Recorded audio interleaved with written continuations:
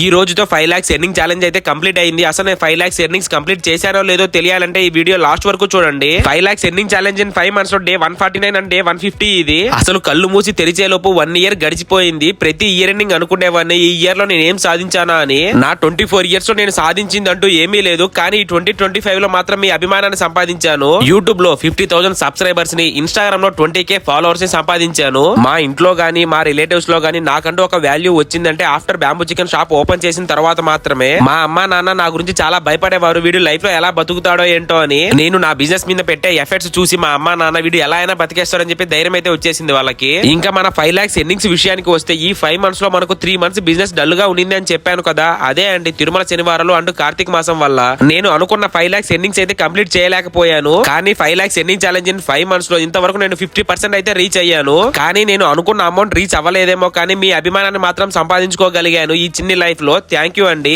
అయ్యో చెప్పడం మర్చిపోయాను, హ్యాపీ న్యూ ఇయర్ అండి ప్రతి ఒక్కరికి.